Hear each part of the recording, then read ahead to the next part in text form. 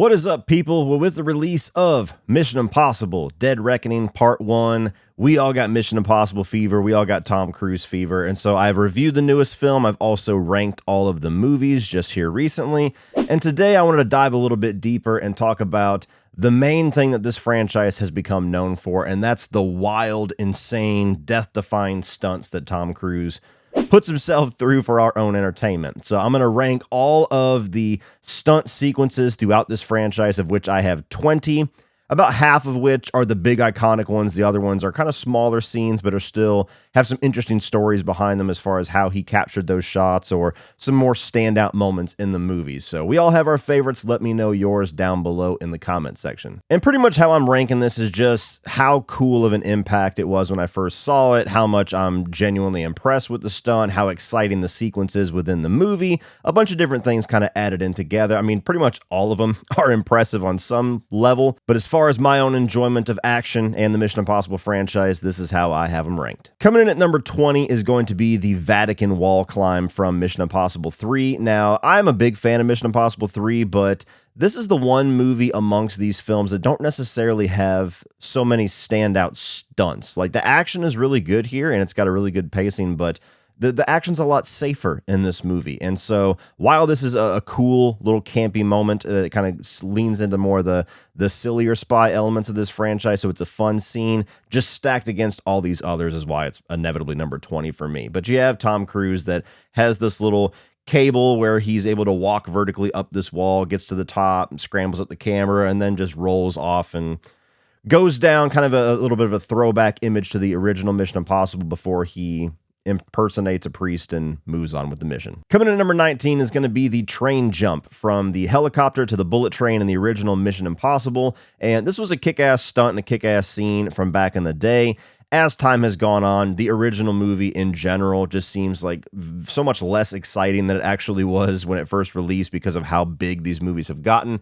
And so another reason why this is kind of lower on the list. But there's a lot of green screen and a lot of special effects at play here that kind of lessen some of the reality of what we expect from most of these stunts nowadays in this franchise. It was still a cool thing for him to do where he was physically jumping in this little wind tunnel with a bunch of fans that was blowing him from one side to the other to get the shot. And by the end of it, he was beat all to shit. Back in the day when Tom Cruise wasn't quite having a death wish, and he's like, I'm not so sure about me doing this stunt, but he did, and it's one of the more iconic moments from the original film. Coming in at number 18 is from the newest film, Dead Reckoning Part 1, and that is the train climb escape, the Uncharted 2 sequence, as I'll call it, where a lot of people have made comparisons where I wish they would just come out and say, yeah, we love that game, and that's why we put that sequence in the movie. So pretty damn close to what happened in the video game. It's a really exciting sequence. I mean, this is a movie that just kind of has a mile a minute type pacing. So it's just action sequence after action sequence. And amongst all the crazy things that happens in the third act, you end up with this sequence where Tom Cruise and Haley Atwell have to climb out of this falling train where that's hanging vertically. And the only thing that holds this back for me is, to me, it's the most obviously CGI sequence in the entire film. And because they shot it digitally, it just looks ultra clean and glossy in certain shots. So it made the CGI stuff so much more apparent when they did use it. And inevitably, because you have certain things here that were real life stunts, that were, real people doing real things, when you suddenly have two actors that are hanging in front of a green screen and you can tell that it's fake, it just takes you out of the reality of the moment a little bit. So cool moment, but not as impressive as the others. Number 17, going back to Mission Impossible 3, and that's the Shanghai Tower jump, the sequence where he has to do the little fulcrum jump onto the building to get the rabbit's foot. And it's really just because of the editing, because Tom Cruise really did jump off of this building to get this shot, and there's some really cool moments within this sequence, but it's such a frantically edited sequence and it has such a style to it that, to me, it kind of kills some of the reality of what is going on. It doesn't really let the fact that Tom Cruise is doing this be the star of the show. It makes the pacing and the editing kind of the star. And so even though this is a really cool sequence, and it's definitely kind of against typecast for this franchise to a degree, because we never actually see what he's doing inside of this building. He just jumps out of it with the item that he had to retrieve. But the actual stunt that should impress here, I don't know if it impresses as much as they hoped it would. Coming in at number 16 is back to the original Mission Impossible, and that's the fish tank explosion from the first act of the film, where you get that iconic exchange between Ethan Hunt and Kittredge and all the Dutch angles and all the really cool tension that's built there. And then he throws the exploding gum onto the fish tank and runs out of this building in like a slow-mo shot. And what's cool about this sequence is that you can tell all of it was real because it's slow-mo and focused on Tom Cruise. And he's gone on to talk about how he never really got clear communication from the stunt people when the explosion was going to happen. And so he ended up like hurting his ankle, bit of an omen for later on in this list while he did this stunt. And so even though it's not nearly as death-defying exciting as some of the things we're going to be talking about, the way that they shot it and edited it within the film, I think keeps a lot of that really cool aspect of showing Tom Cruise do something wild. Coming in at number 15, I go on a... Yes, the opening for Mission Impossible 2, the free rock climbing sequence. And, you know, it's a pretty iconic kickoff to this second film. I know that nowadays the second film is pretty much a joke for most people. I liked it more than most people throughout most of my life. You know, there's issues with it, but I still think it's a very fun product of its time. And for a long time, that opening sequence with Tom Cruise in the black muscle shirt climbing around on these rocks and ending up with the sunglasses, that was just kind of the epitome of cool at the time. You know, we got Metallica doing riffs on it with their music video. And then I remember there was like MTV Movie Awards stuff that kind of played fun at it. So it sticks out in my memory pretty well. And it shows that even on vacation, Ethan Hunt can't help but do something to risk his life. Number 14 is going to be the motorcycle chase, the escape scene in Mission Impossible Fallout, where they are driving through Paris, I believe.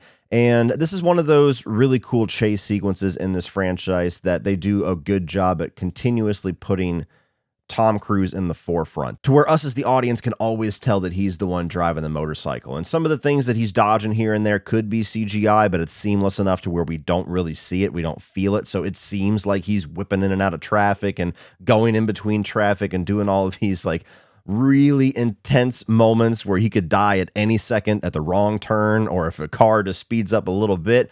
And so even though it's a short sequence in the movie, it's one of the standouts amongst all the other badass stunts in Fallout because of how realistic it's edited together. Number 13 is going to be the speed flying sequence near the end of Mission Impossible Dead Reckoning. This is after the big iconic motorcycle jump where he's got the little small winged parachute and he's flying through all these different caverns and rocks. And it's only because it follows the big moment of that movie that this falls down the list a bit, because at that point we've kind of let the air out of the balloon. We've seen the most exciting thing the movie has to offer.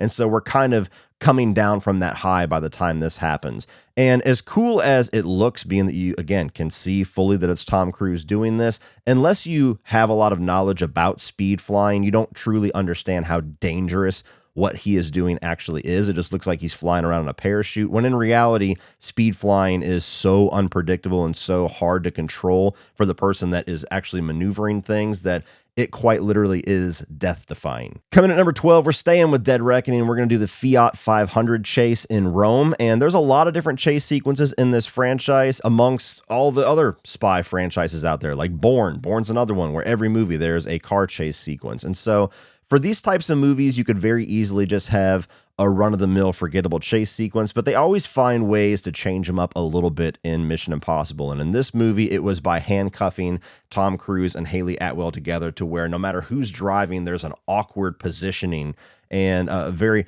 awkward grip that they have on the wheel, and they kind of have to work together to maneuver this little tiny Hot Wheels looking car. And so it brings enough of a fun element in there with the size of the car, as well as a bit of a tension element in there with them trying to maneuver this car despite the handcuffs, that it makes it for a more exciting scene than it would have been in just a regular car, a regular scenario. Coming in at number 11 is the London rooftop chase from Mission Impossible Fallout. And if it wasn't for the fact that Tom Cruise broke his ankle doing this stunt, and you can see in the trailer and even to a degree in the final film, the actual injury and the aftermath of that injury. So that legacy certainly ignites it a bit higher on this list, where it normally would have been probably in the bottom 6 or so for me, because it's really just Tom Cruise running. And who hasn't seen Tom Cruise run in every movie he's ever made pretty much? but it's a really impressively shot sequence because it's one shot. It stays on him throughout these different rooftops. He's hauling ass all the way, and the camera kind of reveals to you in the last second that he's about to do a rooftop jump. And so the fact that he's actually doing this jump, it kind of makes you kind of grip your seat a little bit, especially if you're afraid of heights when you see what he's about to do. And the fact that he actually injured himself, the almighty indestructible Tom Cruise injured himself doing this, gives it a cool little legacy. Coming in at number 10 is a blink and you'll miss it moment, no pun intended, and that is the knife eye scene from Mission Impossible 2. Now, this is a moment that you could very easily overlook and think that there's something more going on in the scene than there actually is to make it look as real as it is in the film. But no, there is an actual knife when you have, I think Sean Ambrose is the name of the character that dives in the air with this knife and lands on top of Ethan Hunt. And it shows this shot where the knife blade gets right in front of his eye and stops, like less than half an inch away from his eye, and stops. And it just holds there for that quick little sequence to give that real tense moment. They actually had a cable tethered to this knife with Tom Cruise laying on the ground and somebody doing full force, and it would only go as far as that cable let it. So if anybody measured it incorrectly, if Tom Cruise wasn't sitting in the perfect position, if the cable snapped, if the cable stretched, if any tiny little thing would have went wrong, he would have lost his eyeball. So even though I didn't realize that he went that far for that one shot of Mission Impossible 2 until years later, looking back on the film, when I watch it now, that sequence is so much more awesome and stands out to me so much more. Number 9 is going to be the motorbike chase in Rogue Nation. Now, I've seen a lot of like posters and everything kind of highlighting this moment, and to the naked eye originally, it just kind of looks like a regular motorcycle chase, but until you really watch the sequence and really keep an eye out for what they're editing around and everything, you don't really realize how much Tom Cruise is actually doing in this sequence. Like whenever he's bent down and his knee actually brushes the pavement when he's turning, you see him kind of react to it, and you can see him getting ready to overtake trucks and doing like a double take to make sure he gets the timing right. Again, one of those things where if one little tiny thing went wrong, you have your movie star getting flung across the road, possibly killed. And so even though, again, like the Fiat 500 sequence, this is just another chase sequence in a spy action film, there's elements that they bring to it with Tom Cruise as an actor and McQuarrie's directing that makes it just a little bit more real and a little more intense than your average chase sequence. Number 8 is going to be the Halo jump sequence from Fallout, and this is a really neat sequence for a lot of different reasons. Of course, within the context of the movie, it's just a really tense scene because you have them jumping out of this plane and you have Henry Cavill's character being kind of a cocky asshole, getting struck by lightning, and now Tom Cruise has to figure out how to save his life while diving midair and giving up his oxygen. It's a really cool sequence within the context of the movie, but even just the stunt itself is impressive because Tom Cruise was the first actor to ever jump out of do a Halo jump for a movie. He's the first person to ever do it. And the difficulty that they had to do was designing and fabricating a mask that was going to safely allow him to do this jump while also being able to show us that it's Tom Cruise's face and he's actually the one doing this and not a stunt double with Tom Cruise voiceover. And so there was a lot of practice, a lot of preparation, a lot of safety stuff that went into this. And by the end of the film, or by the end result of the film, it's one of the first big stunts that kicks off the movie, and it's pretty awesome. Number 7 is going to be the climactic train fight in Dead Reckoning Part 1, and there was a previous train sequence on this list with the original Mission Impossible that certainly is iconic, and they decided to go back to that setting and just top themselves in every way possible by having these two actors literally fight on top of a train. So Tom Cruise, as well as the guy that plays the villain in here, were actually the ones on top of this train doing the fight choreography and the fight sequences. It's really tense the way that they edit it into the final film because there's knives going through trying to get to Ethan Hunt and it almost gets him every single time. There's sequences where they fall off the side of the train and you just feel like wind and gravity is just going to take that character at any moment. Even segments where they're about to go into a tunnel and they have to crouch down really quick, which obviously has some CGI at play, but it's very convincing, especially with how fast-paced that scene is. So for a climactic fight sequence for the first half of Dead Reckoning, it's a pretty kick-ass climax. Coming in at number 6 is going to be the stunt that kicks off Rogue Nation, and that is Tom Cruise hanging off the side of a plane as it takes off. Now, in and of itself, it is crazy and impressive as hell that you have a A-list actor worth millions and millions and millions of dollars that somehow the studio signed off. Yeah, we'll dangle him off the side of a plane, to where just physics alone, like he got hit with a pebble and he said it felt like his rib was broke. So any little tiny thing that hits him in the middle of the flight, he's got nowhere to go if something goes wrong until they land the plane. He's just got to dangle there in pain. So that's crazy enough. But they actually had to do 48 full hours of shooting Tom Cruise on the side of this plane to get everything that they needed to get that perfect shot. So think about how crazy it is to do that just once. Now amplify that of doing 48 total hours of that to get that one perfect shot to kick off this movie. And the fact that they kick off the movie with it is impressive too, because usually you want to save a sequence like that for like the climax of the movie to like be this huge rising moment. And they just kick the movie off with it. They're like, yep, this is where we're starting. So that's one of the many sequences in Rogue Nation that, despite having one of the more forgettable plots, in my own personal opinion, makes it a movie that stands out because there's just a collection of scenes like that. Number 5 is going to be the big motorcycle cliff jump that has been marketed all to hell over the past year plus for Dead Reckoning Part 1. And to be honest with you, if I had not had this sequence marketed so heavily to me, it might have even been higher on this list, even though it's made top 5.